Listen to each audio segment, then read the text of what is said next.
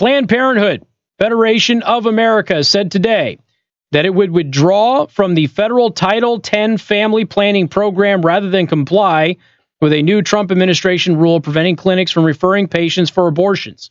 The organization's decision to forego federal funding for contraception and other family planning services, estimated at about $60 million a year across its affiliate clinics. Now, again, if you know anything about Planned Parenthood, you know that their money is in abortions, period, end of story. They do some other stuff with birth control and things like that, but that's not their bread and butter. That's not where they make their money. It will have a profound impact on the organization's future and the patients it serves, etc. This is all the Wall Street Journal. Planned Parenthood clinics serve about 1.5 million patients, or 40% of the women served by Title X, a federal program that provides birth control, pregnancy tests, screening for sexually transmitted diseases, and other women's health services. Title X funds will be reallocated to other clinics, though in some rural communities, Planned Parenthood is the only provider of women's health care. So again, a Trump administration had an executive order. We talked about it before. It says if you're going to get federal funds, then you won't refer women to abortions. Okay. Now, the reason that this is so interesting, and I'm watching this, and I looked at Pete Buttigieg's tweet about this too. He's having a conniption fit.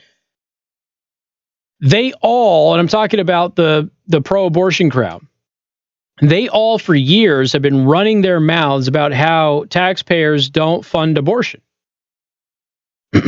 Okay. So what's the problem? Planned Parenthood doesn't need federal dollars to provide these services. They can provide these services if they want to. In most places of the country, these services are primarily met with other clinics, which are medical clinics. Now, again, in some areas, as we pointed out, Planned Parenthood is the only game in town. In a press call on Monday afternoon, Alexis McGill-Johnson, Planned Parenthood's acting president, pledged to continue offering its current range of services, but predicted Planned Parenthood clinics will be forced to serve significantly fewer patients. What we are committed to doing is using some emergency funds to help our patients get through, but it will have an impact, she said. Using fundraising, essentially charity, for what should be a state responsibility is like holding an umbrella during a tsunami. And yet, the money that they're going to lose is within their profit margins anyway. So Planned Parenthood is going to be financially okay. That's no doubt. But again, there are people who are upset about it. Okay, but none of that seems to be consistent with what they've been saying over the past several years. So Planned Parenthood has essentially told everybody, look, we have a choice to make. Are we an abortion clinic, or are we a women's health clinic that gets federal funding for STD testing and that sort of thing? And they said they were an abortion clinic. So Planned Parenthood, you could say they fell into another Trump trap. Okay? If Trump's position is that Planned Parenthood is primarily an abortion clinic and secondarily a women's health clinic, which is what their profit margins show. Okay? That's what their business documents show. But they have always disputed that. Well, they've made the decision now. If you want federal funds to continue doing those services, great, we'll give you federal funds, but you're not going to make abortion a part of that. Because the whole argument for the past several years is that we're not using taxpayer dollars for abortion services, abortion providers, that sort of thing to go towards abortion. Well, you will be if you continue using the current Title X. So the Trump administration put an end to it. It's not an attack on women, Pete Buttigieg.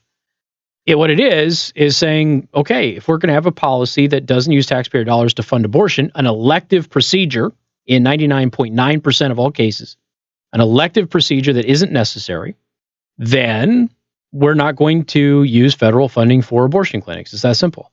Planned Parenthood has a decision to make. They can either take this money and not refer to abortions, which they provide, or they can go ahead and get rid of the money that they get for these STDs and all of that other stuff, and they can continue doing whatever they want to do and be a totally profitable business, doing whatever business model that they want. And Planned Parenthood said, we choose the abortion path over the women's healthcare clinic path. And they've got plenty of money and business to do it. And they have plenty of supporters, by the way, who will bankroll them. So this isn't going to be a huge issue for women who can't afford the kind of care. I don't anticipate there's going to be a financial burden really at all. Certainly not on the profit margins. So anyway, Harvest Prude, interesting name, considering we're talking about sex. Planned Parenthood said Monday that it will no longer accept Title X family planning funding because the pro-life rules enacted by the Trump administration. The regulation issued in February prevents taxpayer dollars from funding organizations that provide or refer women for abortions. The nation's biggest abortion provider could have continued to receive $60 million per year from Title X if it would have agreed to conduct abortions in separate locations from where it offered family planning services, and if it stopped recommending abortions to women who received those services. So really, that's all they had to do. So Planned Parenthood could have split their clinics, had an abortion provider, and had a women's care provider, because yes, they're two different things. And as long as they didn't refer business to themselves, they could have continued to get the $60 million in federal funding. They chose not to. Now, they can, squawk and squeal about this all they want, but the reality is Planned Parenthood made the decision that their business model is abortion and their business model is not women's preventative health. It's that simple, which we all knew, but they've been running around and saying, no, we primarily provide these other services. Abortion is not the primary service that we provide. Well, then why didn't you continue to prioritize providing those services? And the answer is $60 million, which is not nearly as much as they make in abortions.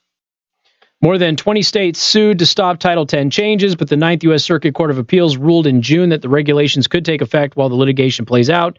In the courts, the Department of Health and Human Services gave abortion-providing Title X participants until Monday to demonstrate a good faith effort to follow the new rules. Instead of preparing to comply, Planned Parenthood sent a letter Wednesday to the Ninth Circuit asking it to block the rules and announcing its intent to withdraw from Title X if the court did not act.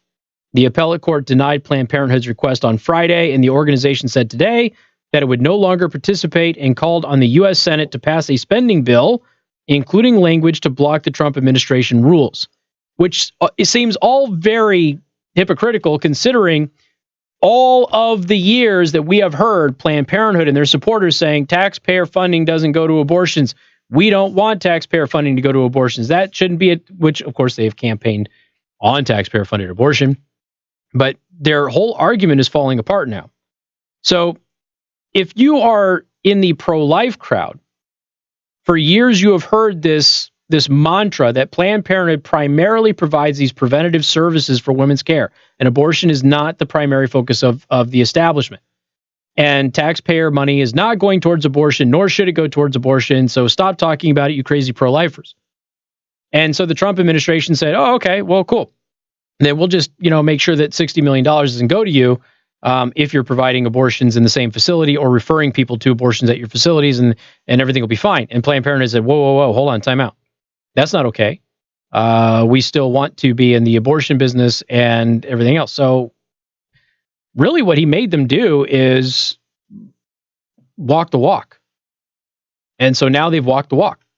Planned Parenthood has to walk away from this because $60 million is not where they make their money. They make a lot more money than that, and it comes from abortions, and everybody knows it because their public documents are available.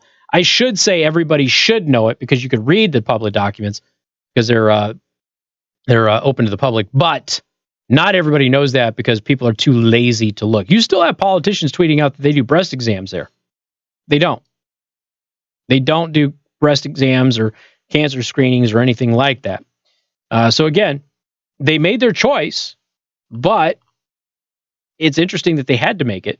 And it seems like this is a win for pro-lifers, not just because of the funding mechanism, but because Planned Parenthood was forced to admit what their business model is, whereas they had been deceiving everybody previously, and people who are too lazy to look it up were falling for it. Well, now they've been forced to take a position, and it's inconsistent with what they've been saying for years.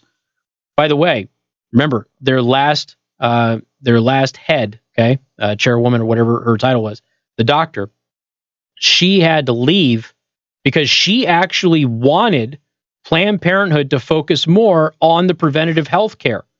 She wanted them to focus less on abortion and more on treating women for sexually transmitted diseases, screenings, that sort of thing. Planned Parenthood didn't like that.